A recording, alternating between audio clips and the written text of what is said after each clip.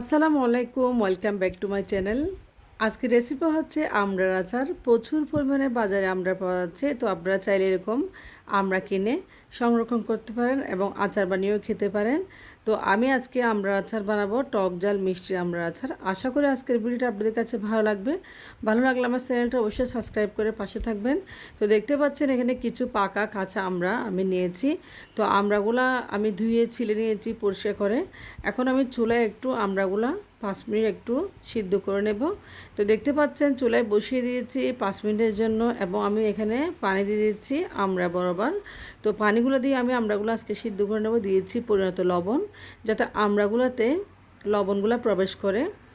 তো লবণ প্রবেশ করলে আচার বানানোর সময় আর লবণ ব্যবহার করতে হয় না। তো দেখতে পাচ্ছেন আমড়াগুলা প্রায় সিদ্ধ হয়ে আসছে। এখন আমি চুলা থেকে নামিয়ে নিব। একটা ছাঁকনিতে ঢেলে আমি পানিটা ঝরিয়ে নেব। দেখতে পাচ্ছেন আমড়াগুলা সিদ্ধ হয়ে গেছে, আমি ছাঁকনিতে ঢেলে নিয়েছি এবং আমি একটু পানি ঝরিয়ে এক পাশে রেখে দিব। তো খুব সুন্দর একটা কালার এসেছে এই ক্ষেত্রে। এখন চলাচ্ছি চুলায় একটা প্যান বসিয়ে দিয়েছি। তো দিয়েছি এখানে সরিষার তেল। আমি এখানে 4 টেবিল চামচ পরিমাণ সরিষার তেল ব্যবহার করেছি। আর দিয়েছি কিছু ফোড়ন, এলাচ, দারচিনি, তেজপাতা। তো দিয়েছি আমি এখানে দেখতে পাচ্ছেন আমি 5 ফোড়ন দিয়েছি 1 টেবিল চামচ পরিমাণ মতো। তো 5 ফোড়ন গরম মশলার সাথে ভালোভাবে আমি মিক্স করে একটু তেলের সাথে কষিয়ে নিচ্ছি। তো এরপর যে দিয়েছি আমড়াগুলো আমি তেলের উপর দিয়ে দিয়েছি অল্প তেলে, একদম আমড়ার আচারটা খেতে খুবই মজা। তো আমড়াগুলো তেলের সাথে একটু কষিয়ে আমি এখন দিয়েছি হলুদের গুঁড়া। আমি 1 টেবিল চামচ হলুদের গুঁড়া ব্যবহার করেছি। আর দিয়েছি এখানে মরিচের গুঁড়া 1 টেবিল চামচ পরিমাণ মতো। তো দিয়ে দেবো আমি এখন এখানে 1 টেবিল চামচ পরিমাণ মতো গরম মশলার গুঁড়া। আমি গরম মশলার গুঁড়া ব্যবহার করেছি, এখানে জিরার গুঁড়া রয়েছে। তো সবগুলো মশলা দিয়ে ভালোভাবে একটু আমি তেলের সাথে একটু হালকা একটু আছে আমি নেড়ে চেড়ে নেব। চুলার আঁচটা অল্প আছে রাখবেন এই কাজটা করার সময় অবশ্যই। তো এক্ষেত্রে ভালোভাবে আমড়াগুলো আমি মরিচ মশলার সাথে মিক্স করে নিচ্ছি। দিয়েছি লবণ। তো পরিমাণ মতো আরেকটু লবণ দিয়ে দিয়েছি আমি এখানে 1 টেবিল চামচ মতো বড় চামচের চিনি। তো চিনিটা আপনারা যতটুকু খাবেন ততটুকুই দিবেন।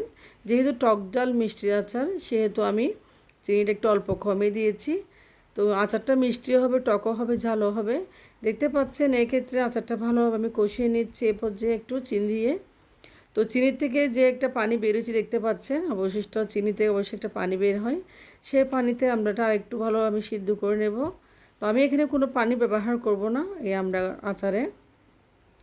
এই আমড়ার আচার আপনারা চাইলে একদম সাদা ভাত, পোলাও আর খিচুড়ির সাথে অবশ্যই খেতে পারেন। আর এমনিতে খেতে পারেন, সংরক্ষণ করে রাখতে পারেন আপনারা। আমড়ার আচার সালাদের সাথেও খেতে পারেন, খুবই মজা। তো আমি দিয়েছি পরিশেষে এখানে রসুন কুচি। আমি কিছুটা আস্ত রসুন কুচি দিচ্ছি একটু ঘ্রাণের জন্য।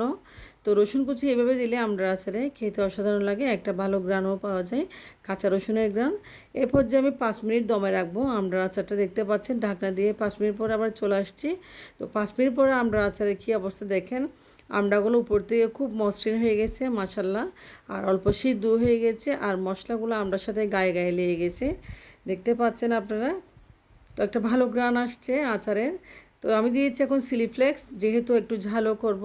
তো আমি এখানে 2 টেবিল চামচ পরিমাণ চিলি ফ্লেক্স ব্যবহার করেছি, শুকনো মরিচের গুঁড়া। তো যেহেতু টক ঝাল মিষ্টির আচার, দেখতে পাচ্ছেন আমি এখন আচারটা নামিয়ে নিয়েছি। আচারটা খুবই লোভনীয় হয়েছে, আপনার সাথে ছটপট এরকম আচার বানিয়ে ফেলবেন অবশ্যই। এখন প্রচুর আমড়ার সিজন। তো দেখতে পাচ্ছেন আমি একটা কোটায় ভরিয়ে নিয়েছি। তো আপনারা ভালো থাকবেন, আমার জন্য দোয়া করবেন অবশ্যই। আল্লাহ হাফেজ, আসসালামু আলাইকুম।